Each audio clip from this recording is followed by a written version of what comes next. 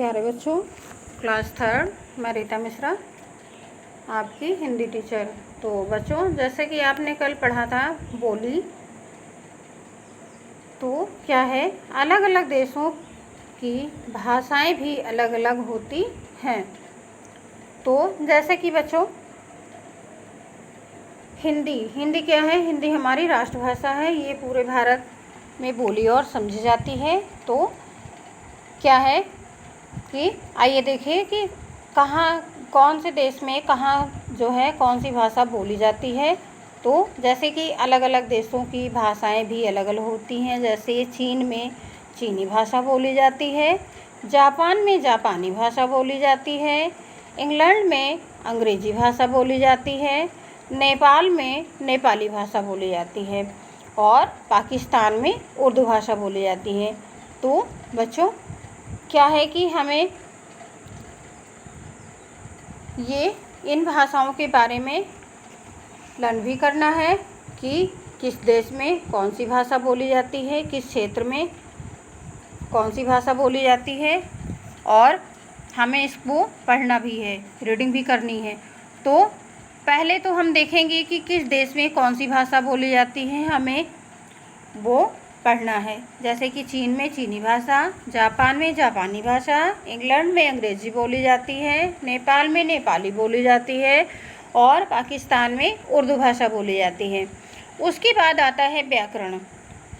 हम जब बोलते हैं या लिखते हैं तो हमारी भाषा का शुद्ध होना आवश्यक है। शुद्ध बोलने या लिखने में व्याकरण हमारी सहायता करता है। तो बच्चों, व्याकरण क्या है? व्याकरण से ही हमें भाषा के शुद्ध होने का ज्ञान प्राप्त होता है।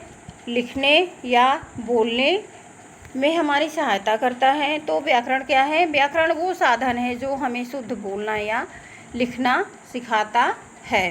तो बच्चों, क्या है, वर्णों या अक्षरों को शुद्ध बोलना और व्याकरण हमें क्या क्या करता है? जैसे कि पहला, व्याकरण हमें वर्णों या अक्षरों को शुद्ध बोलना सिखाता है और लिखना सिखाता है। वर्णों को मिलाकर शब्द लिखने और बोलने का सही ढंग बताता है। शब्दों को मिलाकर वाक्य लिखने और बोलने का सही ढंग बताता है। तो पहले हमें बोली, हमने पहले क्या पढ़ा? बोली के बारे में पढ़ा कि क्षेत्र में कौन सी बोली बोली जाती है। उसके बाद व्याकरण के बारे में हमने जानकारी की। हमने पढ़ा कि व्याकरण क्या है। व्याकरण एक जो है शुद्ध रूप से बोलना पढ़ना सिखाता है। वो व्याकरण क्या है? एक साधन है हमारे लिए, जिससे हम क्या करते हैं, हमें भाषा के शुद्ध रूप से बोलने और लिखने को ज्ञान मिलता है। हमें सिखाता है लिखना और बोलना शुद्ध रूप से।